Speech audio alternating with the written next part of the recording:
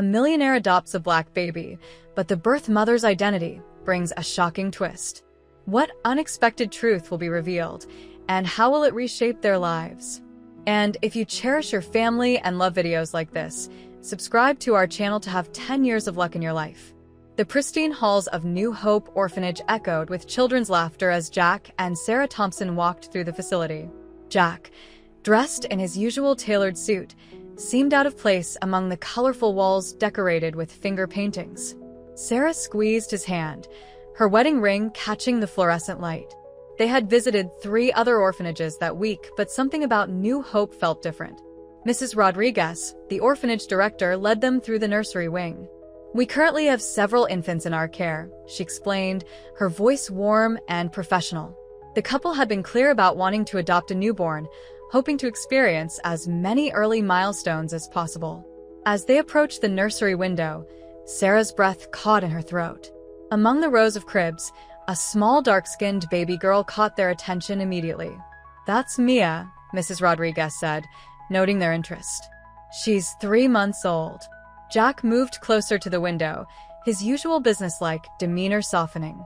The baby was awake, her tiny hands reaching toward the mobile above her crib. Sarah pressed her palm against the glass, and as if sensing their presence, Mia turned her head toward them. The connection was instantaneous and overwhelming.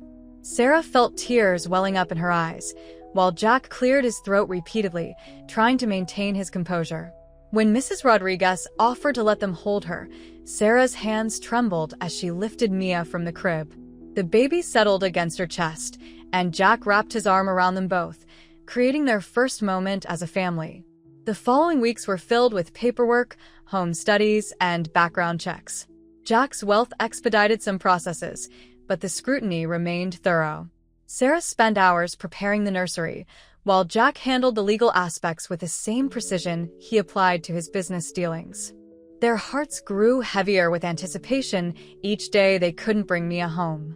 Finally, after 2 months of procedures, Mia officially became their daughter. The adoption celebration at their mansion drew hundreds of guests from their social circle. The grand ballroom was transformed with pink and white decorations, and a professional photographer captured every moment. Jack had spared no expense, hiring the city's best caterers and even bringing in a string quartet. Sarah moved through the crowd with Mia in her arms, accepting congratulations and fielding questions about the adoption process. The baby wore a custom-made dress that matched Sarah's, and guests couldn't stop commenting on how natural they looked together. Jack gave a heartfelt speech about family and love, his voice cracking with emotion as he thanked everyone for sharing their special day. Unknown to the celebrating family, Claire Matthews stood in the shadows of the estate's extensive gardens, watching through the floor-to-ceiling windows. Her designer clothes, once a symbol of her success, now felt like a costume. She hadn't planned to come, but something drew her to this place, to this moment. The sight of her daughter in another woman's arms sent physical pain through her chest. Claire remembered the day she signed the adoption papers, her hand shaking so badly she could hardly write her name. Her company had just collapsed, taking her fortune with it. The pregnancy, unplanned and complicated by her financial ruin, had forced her to make an impossible choice. She told herself it was temporary, that she would get back on her feet and find her daughter. But seeing Mia now, surrounded by wealth and love, made her question everything. Tears streamed down Claire's face as she watched Jackal. Ifed Mia high in the air, the baby's laughter visible even through the glass. She recognized him immediately. They had been rivals in business school, competing for the same opportunities, the same recognition. Now he had everything she had lost, including her daughter. The irony was almost too much to bear. As the party continued inside, Claire remained hidden in the garden, memorizing every detail of her daughter's face. She saw how Sarah tenderly wiped Mia's mouth after feeding her, how Jack's eyes never left his new daughter, how natural they looked as a family. The love was evident, but so was the privilege that Claire couldn't provide. The reality of being interracial adoptive parents hit Jack and Sarah during their first trip to the local park. While Mia played in the sandbox, other parents whispered and stared. Some moved their children to different areas, while others approached with overly enthusiastic questions about adoption and race. Sarah noticed an elderly woman shaking her head disapprovingly, and Jack felt his jaw tighten with each pointed look they received. The situation became more complex during a routine pediatrician visit. The nurse automatically addressed questions about Mia's medical history to another Black mother in the waiting room, assuming she was Mia's parent instead of Sarah. When Sarah corrected her, the nurse's embarrassed apology only highlighted the assumptions they would face throughout their lives. Jack, usually confident in business meetings, found himself stumbling through explanations about their family structure.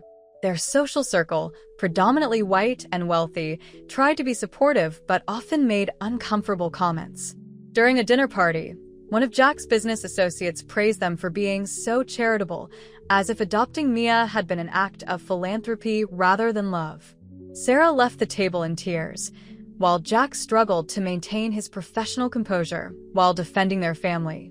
The doorbell's chime on a Tuesday afternoon changed everything. Sarah opened the door to find a woman in her late 30s, dressed in a simple but elegant business suit. "I'm Claire Matthews," she said, her voice steady despite her trembling hands. "I believe you're raising my daughter." The words hung in the air like smoke, choking the entrance hall with tension. Jack recognized her voice before he even saw her face.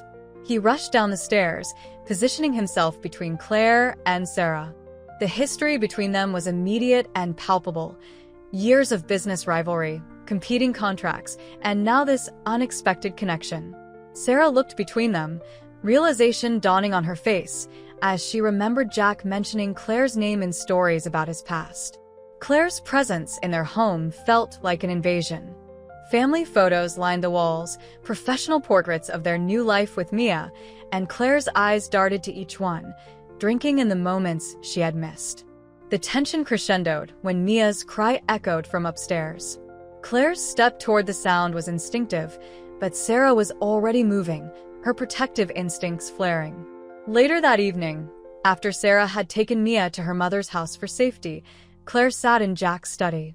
The room's mahogany and leather spoke of old money and privilege, everything she had lost. "I didn't know she would end up with you," Claire admitted, her composure cracking. "Of all the people in the world, it had to be you, Jack Thompson." The story spilled out between sobs. Claire's company had collapsed during her pregnancy, victims of a hostile takeover. Investors pulled out, contracts dissolved, and her reputation in the business world crumbled. "I was sleeping in my car," she revealed, each word heavy with shame. "I couldn't even afford prenatal care. The adoption wasn't a choice, it was survival." Jack listened, his own memories of their competitive past shifting uncomfortably. He had celebrated when Claire's company fell, seeing it as karma for her aggressive business tactics. Now, understanding the full consequences of that collapse, his victory felt hollow. "I gave her up thinking she would have a better life," Claire continued. "I never imagined she would end up with my greatest rival." Sarah returned home to find them still talking. The sight of Claire in their house, in Jack's study, sparked a primal fear. She had read about biological parents reclaiming their children, about adoptive families torn apart by legal battles. The careful life they had built with Mia suddenly felt fragile, like a house of cards in a storm. Sarah's investigation into Claire's past began as a desperate attempt to protect her family, but it quickly evolved into an obsession. Late at night, while Jack and Mia slept, she pored over old business journals and news articles. Claire's story unfolded before her. A self-made millionaire by 30, featured in Forbes 40 Under 40, known for innovative tech solutions in sustainable energy. The parallels between Claire and Sarah's own life became uncomfortably clear. Both women had fought their way through male-dominated industries. Both had sacrificed personal lives for professional success. The more Sarah discovered, the more her certainties wavered. Articles detailed Claire's company's revolutionary solar energy storage system, which had threatened several established energy corporations. Then came the suspicious market manipulations, the sudden withdrawal of major investors, and finally, the devastating collapse that coincided with Claire's pregnancy. Sarah recognized the names of the companies involved. Some were current clients of Jack's firm. One particular photograph caught Sarah's attention. Claire accepting an Environmental Innovation Award, her acceptance speech quoted as dedicating the win to her grandmother, who had raised her alone in Detroit's struggling neighborhoods. The image of Claire, proud and accomplished, contrasted sharply with the desperate woman who had appeared at their door. Sarah found herself touching the photo, wondering about the choices she might have made in Claire's position. Jack noticed the changes in his wife. Sarah's usual confidence in their parenting decisions began to falter. She questioned everything: their privilege, their right to raise Mia, even their marriage. The strain showed in small ways: missed dinner conversations, separate bedtimes, silent car rides to Mia's doctor appointments. When Sarah started attending diversity and inclusion workshops alone, Jack realized their foundation was cracking. During a particularly tense evening, after Mia had gone to bed, Sarah confronted Jack about his past dealings with Claire's company. "Did you know?" she demanded, spreading newspaper clippings across their kitchen island. "Did you participate in destroying her company while she was pregnant with our daughter?" The word "our" caught in her throat, and for the first time, she questioned whose daughter Mia really was. Jack's response came during a heated argument in his home office. "My grandmother would have hated this," he exploded, immediately regretting his words. The silence that followed was deafening. Sarah stood perfectly still, waiting for an explanation she wasn't sure she wanted to hear. Jack sank into his leather chair, the weight of generational prejudice suddenly visible on his shoulders. The story emerged slowly, painfully.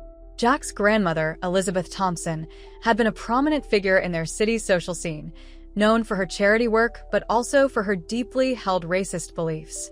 She had deliberately steered the family's business away from minority-owned partnerships, using her influence to maintain what she called traditional business relationships. Jack had grown up hearing her subtle but persistent prejudices, wrapped in the language of concern and tradition.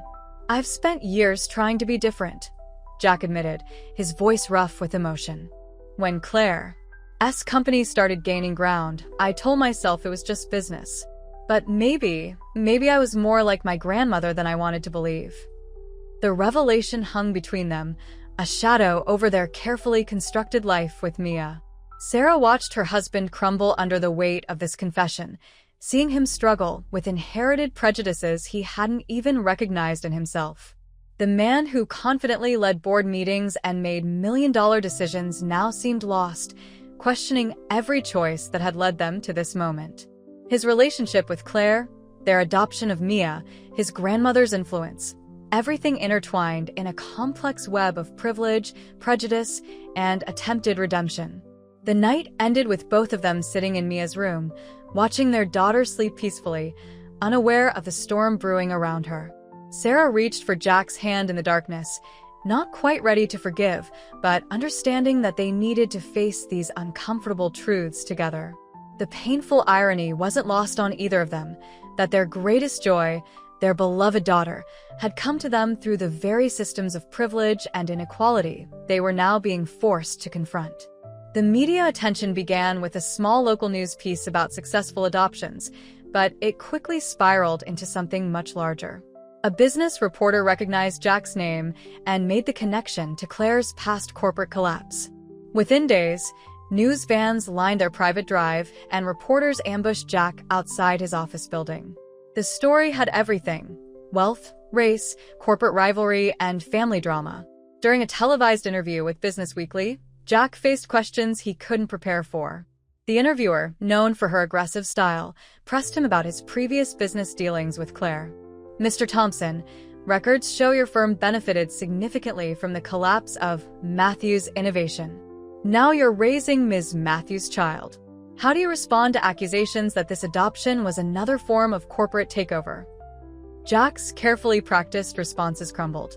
He removed his microphone mid-interview and walked off the set, creating a viral moment that only intensified public interest. The footage played repeatedly on news channels, accompanied by split-screen images of Claire's company's collapse and the Thompson family's affluent lifestyle. Social media erupted with hashtags like #GiveMiaBack and #CorporateAdoption. Jack's corporate board called an emergency meeting, concerned about the impact on shareholder confidence. His assistant fielded hundreds of calls from journalists seeking comments about his grandmother's history of racial discrimination in business practices. Sarah found unexpected solace in a support group for adoptive mothers. The weekly meetings took place in a church basement, far from the media's prying eyes. Here, surrounded by women facing similar challenges, she could finally speak freely about her fears. Linda, a mother who had adopted 3 children from different backgrounds, became her closest confidant. "The world will always have opinions about our families," Linda told her, "but the only truth that matters is the love we give our children." The group shared stories of microaggressions they faced daily, strangers asking if they were the nanny, family members making insensitive comments, schools questioning their parental rights. For Sarah, these conversations provided both comfort and concern. She began to understand that their challenges with Mia weren't unique, but part of a larger societal issue they would face throughout their lives. Meanwhile, Claire's attempts to spend time with Mia created new tensions. She began showing up at Mia's daycare during lunch hours, introducing herself as Mia's birth mother to the staff. The daycare, unsure of the legal implications, called Jack and Sarah each time.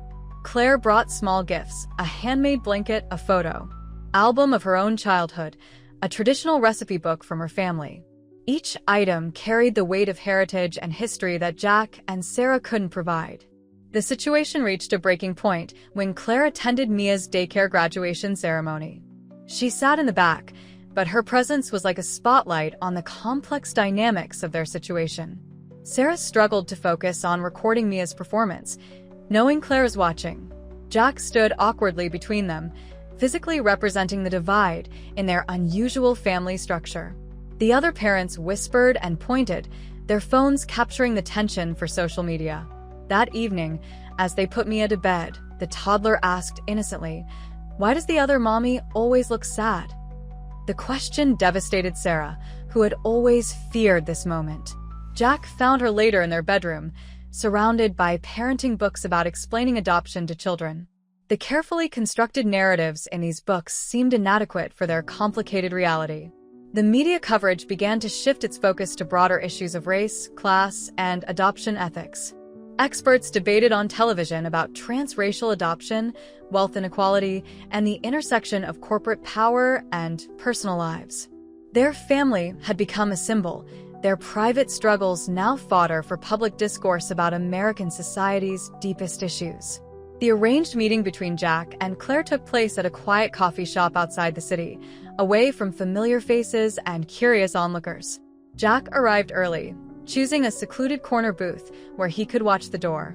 When Claire entered, he noticed how different she looked from their business school days. Her confidence remained, but it was tempered now by something deeper, more complex. She carried herself like someone who had lost everything and was still learning to stand tall again. Their conversation started formally, discussing Mia's schedule and development milestones. But beneath the superficial exchange lay years of complicated history. Jack found himself studying Claire's expressions, recognizing the same determination he'd admired and feared in their corporate battles. The awkwardness dissolved when Claire mentioned Mia's recent fascination with building blocks. "She gets that from me," she said softly.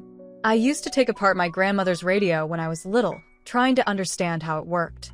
Jack shared his own observations about Mia's personality, her stubbornness, her infectious laugh, the way she scrunched her nose when concentrating. For a moment, they were just two parents proudly discussing their child. Then Claire straightened in her seat, her hands wrapping tightly around her coffee cup. "I've been meeting with lawyers," she announced, her voice steady despite the tremor in her fingers. "They believe I have a strong case for custody." The words hit Jack like a physical blow. The coffee shop's ambient noise faded to a distant hum as he processed the implications. Claire continued speaking, explaining her position, her improved financial situation, her stable living arrangements, her biological connection to Mia. But Jack barely heard the details through the roaring in his ears. His mind raced to Sarah, to Mia's room filled with toys and memories, to their family photos on every wall. "You can't do this," he finally managed, his business persona cracking. "We're her parents. We've been there for every fever, every nightmare. every first step. His voice broke on the last words, raw emotion replacing his usual controlled demeanor. Claire's eyes filled with tears, but her resolve didn't waver. "And I've missed all of that," she countered. "Every single moment. Because of circumstances that weren't entirely of my making." The unspoken accusation hung between them. Jack's role in her company's downfall, the timing of her financial ruin, the choices that led to Mia's adoption, all of it interconnected in ways neither had fully acknowledged before. Claire pulled out documents from her bag, legal papers outlining her intentions. "I'm not trying to hurt anyone," she said, "but she's my daughter too, and I need to fight for her." When Jack returned home, Sarah immediately sensed something was wrong. She found him in his study, the custody threat documents spread across his desk. Her reaction moved from shock to anger to fear in rapid succession. "How dare she?" Sarah's voice shook with emotion. "After everything we've done, everything we've given Mia?" She paced the room, her mind racing through scenarios of losing their daughter. The argument that followed was inevitable. Sarah accused Jack of mishandling the situation, of not being transparent about his history with Claire. "Did you ever think your past would come back to haunt us like this?" she demanded. "Did you think about what your actions might mean for our future?" Jack's attempts to defend himself only fueled her anger. Years of unspoken fears and insecurities burst forth, their perfect family image cracking under the pressure. Their raised voices carried through the house until Mia's cry from her room stopped them both cold. They found her clutching her favorite stuffed elephant, tears streaming down her face. The sight of their daughter, frightened by their argument, brought the reality of their situation into sharp focus. Sarah gathered Mia in her arms while Jack stood in the doorway, the weight of his past decisions and current responsibilities pressing down on him like a physical burden. The legal proceedings transformed their private family drama into a public spectacle. News cameras crowded the courthouse steps as Jack and Sarah arrived for the first hearing. Their attorney, Patricia Chun, a specialist in complex adoption cases, had warned them about the media attention, but nothing prepared them for the reality. Protesters gathered outside, holding signs both supporting and condemning their family. The case had become a lightning rod for debates about wealth, privilege, and racial dynamics in adoption. Inside the courtroom, Claire's attorney, Marcus Reynolds, presented a compelling narrative. He portrayed Claire as a successful businesswoman systematically destroyed by corporate raiders, forced to give up her child during a temporary financial crisis.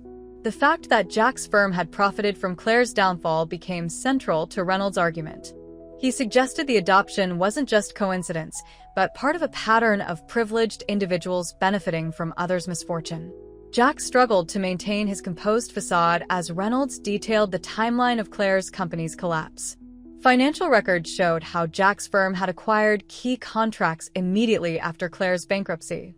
The judge, an African-American woman in her 60s, watched intently as Reynolds connected the dots between corporate maneuvering and personal consequences.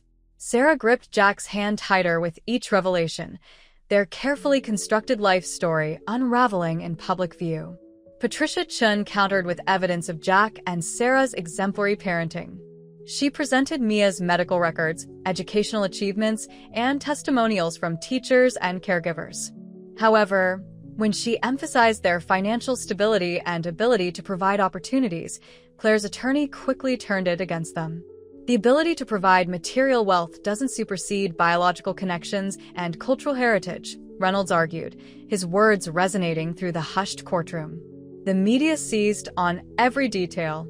Business journals that once celebrated Jack's corporate success now questioned his ethics. Social commentators debated whether wealth could buy parental rights.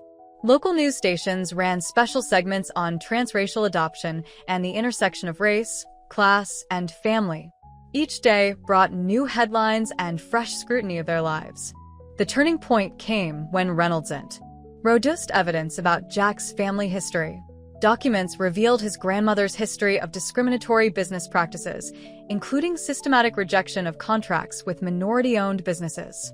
Old photographs surfaced showing Elizabeth Thompson at segregation-era social events.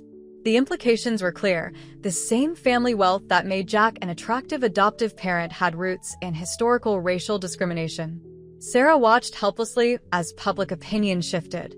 Their social circle began to fragment, with some friends distancing themselves from the controversy, while others took sides. The most painful blow came when their country club quietly suggested they take a break from membership, citing the negative attention.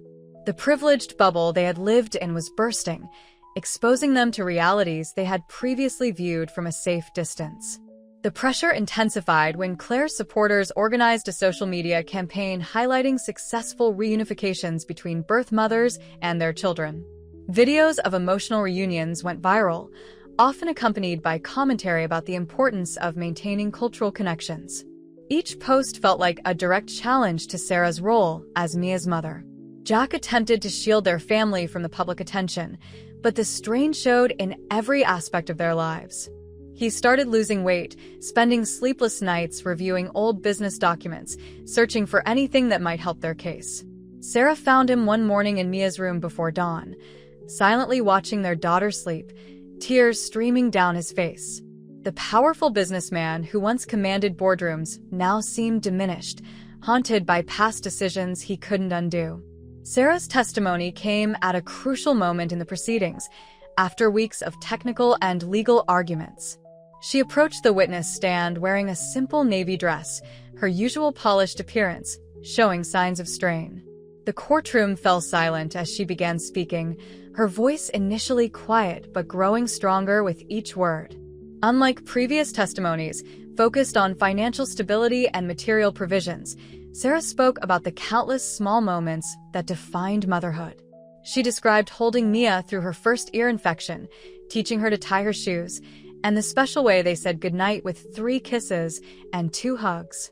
Her voice cracked when she recalled Mia's first steps toward her, taken in their kitchen while Jack recorded the moment on his phone.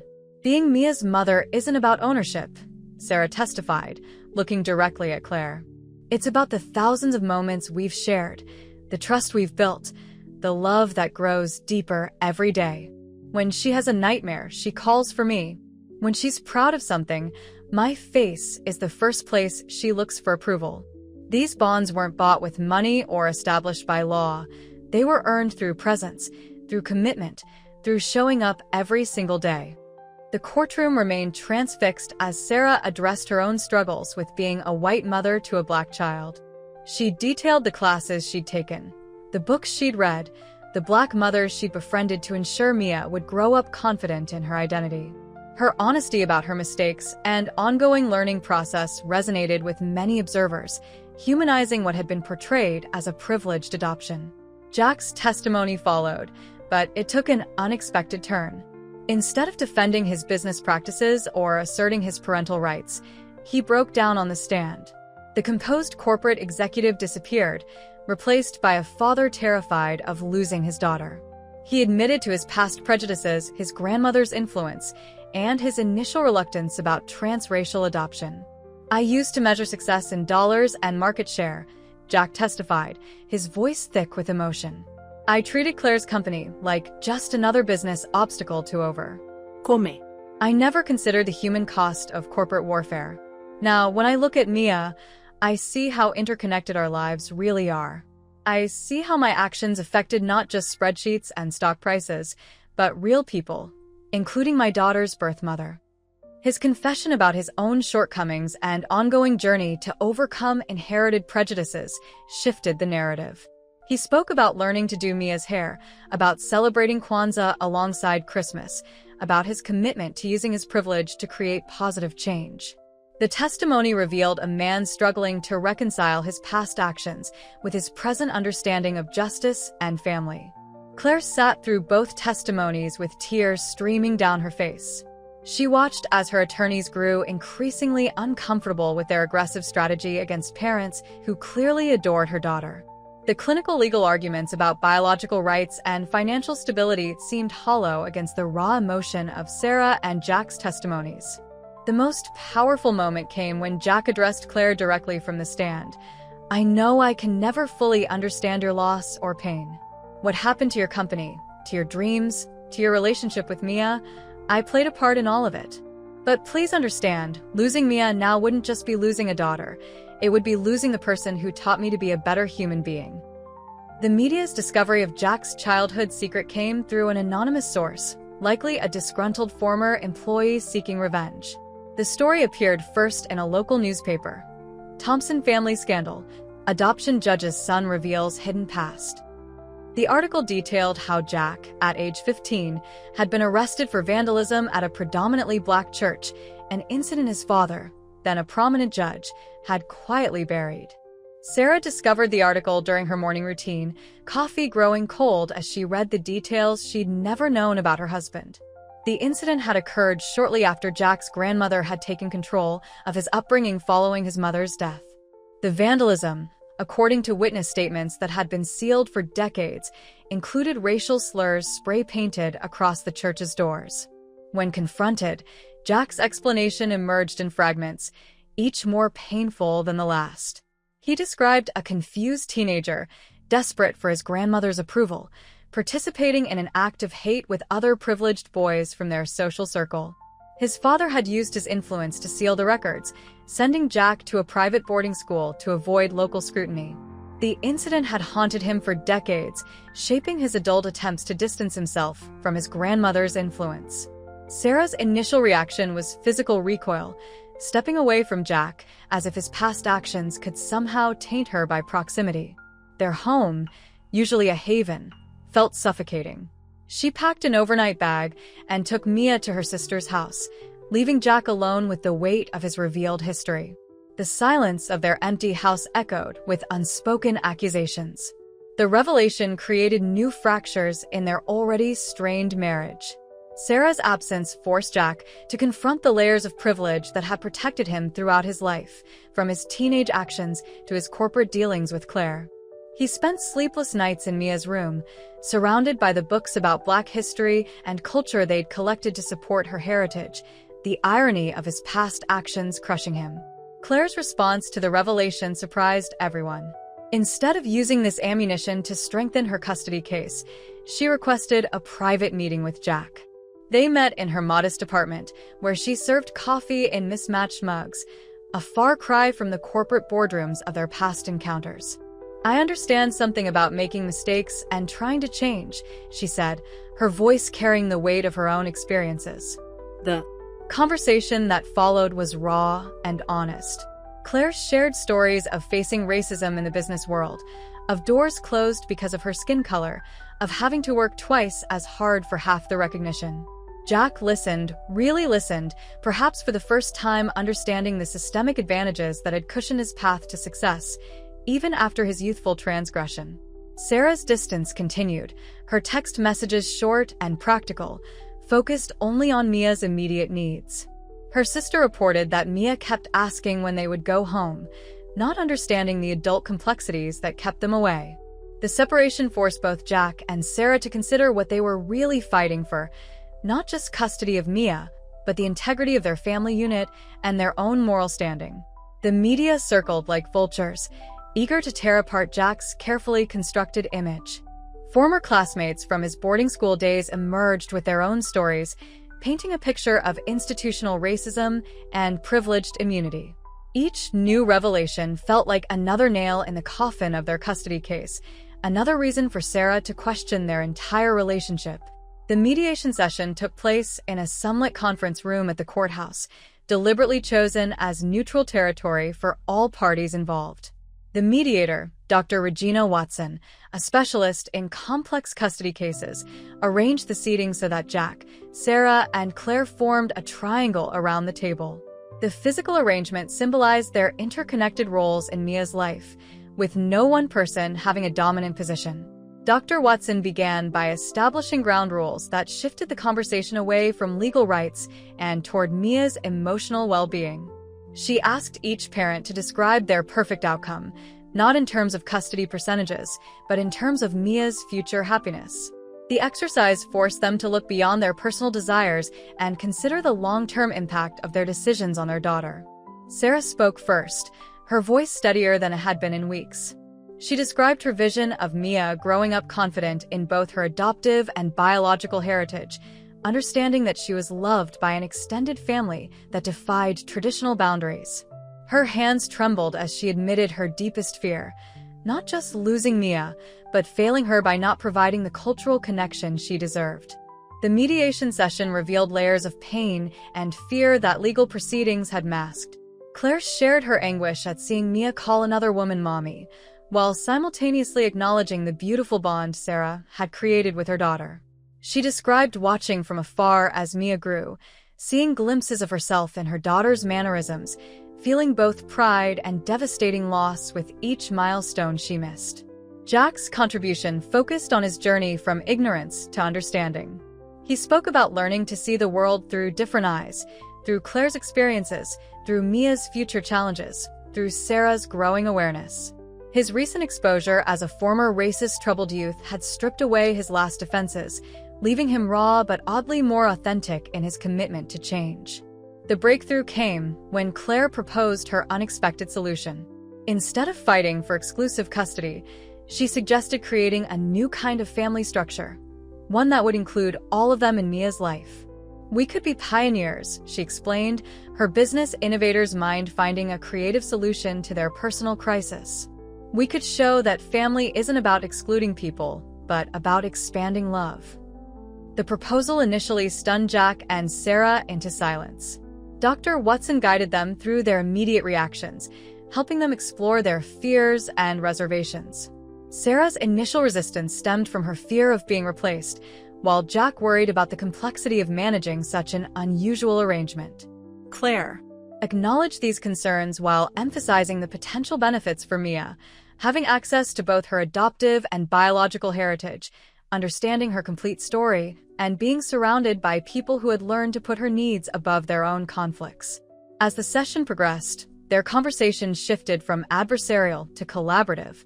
They began discussing practical arrangements, shared holidays, regular family meetings, ways to incorporate both families' traditions into Mia's life. Sarah found herself sharing stories about Mia's daily routines with Claire, while Claire offered insights into family health history and cultural traditions she wanted to pass on. The most touching moment came when Sarah reached across the table and took Claire's hand. "Mia has your smile," she said softly. "I've always wondered where it came from." This simple acknowledgement of their shared connection to Mia transformed the atmosphere in the room. They were no longer competitors for a child's love, but partners in raising her. The final hearing transformed into something unexpected when Jack requested permission to address the court. Standing before the judge, he revealed a discovery that changed everything: a series of letters found in his grandmother's old estate papers. The letters, exchanged between his grandmother and a man named Marcus Johnson, revealed a secret romance that had spanned decades, hidden from society due to racial prejudices of their time. Jack's voice filled with emotion as he explained that Marcus Johnson had been a respected Black business owner in their community. His grandmother, Elizabeth Thompson, had maintained two faces, publicly supporting segregation while privately loving a Black man she could never openly acknowledge. The letters revealed that they had secretly married in another state, but Elizabeth had continued her public persona to protect the family's social standing and business interests. The revelation stunned the courtroom into silence. Jack continued, explaining how this discovery had forced him to confront his family's complex relationship with race. His grandmother's public racism had been a facade, a protective shield hiding her true life. More significantly, DNA testing confirmed that through this secret marriage, Jack and Mia shared a biological connection. Claire's daughter was, by an incredible twist of fate, also his grandmother's step-great-granddaughter. Sarah watched her husband's testimony with new understanding. His teenage act of vandalism, his complicated relationship with his grandmother, his initial resistance to transracial adoption, all of it stemmed from a family history far more complex than anyone had imagined. The judge, who had presided over the case with stern impartiality, removed her glasses and leaned forward, clearly moved by this unexpected turn of events. Claire stood up in the middle of Jack's testimony, tears streaming down her face. The corporate rivalry that had once defined her relationship with Jack suddenly seemed trivial compared to the deeper connections being revealed. She approached the bench alongside Jack and Sarah, no longer as an adversary, but as part of an unexpectedly intertwined family story. The judge's final ruling reflected the extraordinary circumstances of their case. Instead of awarding exclusive custody to any party, she endorsed their mediated agreement for shared guardianship, noting that their case could set a precedent for more inclusive family structures. She commended their willingness to move beyond traditional definitions of family for Mia's benefit. The epilogue to their story played out 6 months later at Mia's 4th birthday party. The celebration took place in the Thompsons' backyard, now transformed into a space that celebrated both families' heritage. Claire had helped design the party, incorporating African-American cultural elements alongside traditional birthday festivities. Photographs from both families' histori, including the newly discovered images of Elizabeth and Marcus, were displayed alongside recent pictures of their unconventional family unit. Jack stood at the grill, now comfortable in his role as both Mia's adoptive father and the inheritor of a more complex family legacy than he'd ever imagined. Sarah and Claire sat together, sharing stories and planning Mia's upcoming preschool adventure. Their initial awkwardness had evolved into a genuine friendship, built on their shared love for Mia and their commitment to raising her with knowledge of all parts of her identity. Mia herself moved easily between her parents, receiving love and attention from all sides. She had begun asking questions about her family story, and they had started sharing age-appropriate versions of their journey.